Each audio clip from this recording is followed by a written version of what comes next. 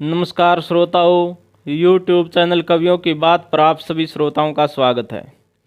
आज हम इस वीडियो में पंडित दादा देवी दत्त के बारे में बात करने जा रहे हैं। उनकी जीवनी तो हमने आपको पहले वीडियो में सुना दी। दादा देवी दत्त का स्वर्गवास हो चुका है, इस बात का पता हमें 20 जनवरी सन 2024 को पता चला कि लोक कवि पंडित दादा देवी दत्त 25/12/2007 को अपनी जीवन नैया को पूरा करते हुए पंचतत्वों में विलीन हो गए। हम ऐसे हरियाणवी लोक साहित्य के महान कवि को नमन करते हैं।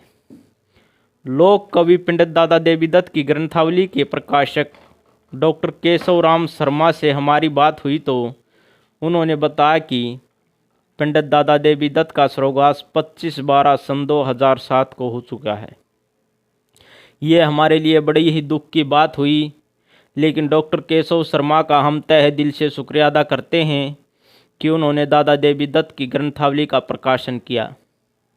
और सबसे बड़ी खुशी की बात तो यह है कि उन्होंने मुझे यानी कि YouTube चैनल कवियों की बात को पूर्ण रूप से इस पुस्तक का प्रचार प्रसार करने की अनुमति दे दी। हम उनका तहे दिल से शुक्रिया अदा करते हैं। सबसे पहले तो हम आपको डॉक्टर केशव शर्मा के बारे में बता दें कि डॉक्टर केशव शर्मा का जन्म मार्गशीर्ष बदी पंचमी विषव संवत सन 2009 में गांव खरमाण झज्जर में हुआ था। अगर हम डॉक्टर साहब की शिक्षा की बात करें तो MA MPhil PhD हिंदी से की है। डॉक्टर केशव शर्मा की रुचि हरियाणवी लोक साहित्य और हरियाणवी लोक संगीत में रही है। डॉक्टर साहब ने गंधर्व पुरुष पंडित लक्ष्मीचंद, पंडित तेजाराम, ग्रंथावली, लोक कवि पंडित देवी दत्त, पंडित देवीराम के व्यक्तित्व और कविताओं, सांगों में चित्रित सामाजिक संस्कार, हरियाणा की सांग परंपरा आदि पुस्तकों का प्रकाशन किया है। डॉक्टर केशवराम शर्मा का पैतृक गांव व पत्रालय खरमाण जिला झज्जर है और इनका phone number 941672200909 9671207622। Doctor Keshav Sharma लोक कवि पंडित देवी दत्त ग्रंथावली में अपने 2 शब्द रखते हुए कहते हैं कि सांग संसार पर विहंगम दृष्टि डालने पर 3 प्रकार के व्यक्तित्व उभर के सामने आते हैं। प्रथम श्रेणी में वे विभूतियाँ आती हैं जिन्होंने सांगों की रचनाएं की और उनका अभिनय भी किया, जैसे पंडित दीपचंद, बाजे भगत, पंडित लक्ष्मीचंद, पंडित मांगेराम, धनपत सिंह, पंडित तेजराम आदि। द्वितीय कोटि में वे लोग समाहित हैं जिन्होंने रचनाएं नहीं रची, केवल अभिनय किया, अर्थात वे रचनाकार नहीं थे, केवल कलाकार थे, जैसे पंडित सुल्तान सिंह, पंडित चंदनलाल, पंडित जयनारायण आदि।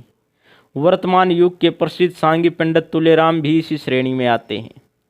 तृतीय पंक्ति में वे हस्तियां हैं जिन्होंने काव्य रचनाएं की परंतु अभिनय नहीं किया। वे रचिता तो थे परंतु अभिनेता नहीं थे। दूसरे शब्दों में कहें तो कह सकते हैं कि वे रचनाकार थे परंतु कलाकार नहीं थे। कलाकार अथवा अभिनेता न होने के कारण उन लोक कवियों की रचनाएं प्रकाश में नहीं आ सकी और जनसाधारण उन रचनाओं के रस स्वादन से वंचित रहा। पंडित देवी दत्त सांग संसार की ऐसी ही एक विभूति हैं जिन्होंने काव्य रचना तो की परंतु उनका अभिनय अथवा प्रचार नहीं किया, क्योंकि वे कलाकार, सांगी, भजनी अथवा प्रचारक नहीं थे। फलत पंडित जी द्वारा प्रणीत राग रागनी जनसाधारण तक नहीं पहुंच सकी। जन सामान्य की नज़रों से ओझल उन रचनाओं को प्रकाश में लाने के उद्देश्य से विवेच्य पुस्तक लोक कवि पंडित देवी दत्त का प्रणयन किया गया। लोक कवि पंडित देवी दत्त नामक इस पुस्तक को 4 भागों में विभक्त किया गया है।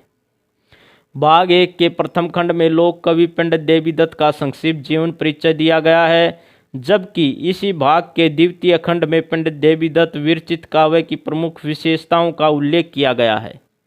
पुस्तक के भाग 2 में लोक कवि पंडित देवीदत्त रचित किस्सा आनंदी बात को समाहित किया गया है।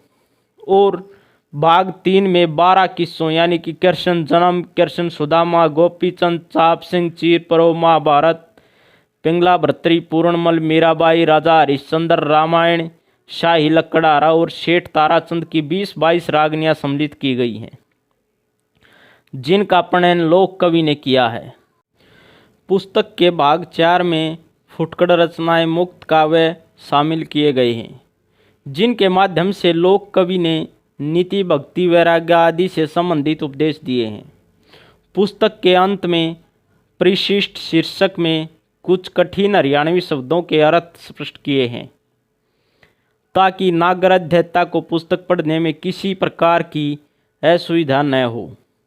लोक कवि पंडित देवीदत्त नामक इस पुस्तक में सम्मिलित सभी रचनाएं पंडित देवीदत्त को कंठस्थ थी और स्वेच्छा से उन्होंने मुझे लिखवाई। ये शब्द डॉक्टर केशवराम शर्मा के हैं।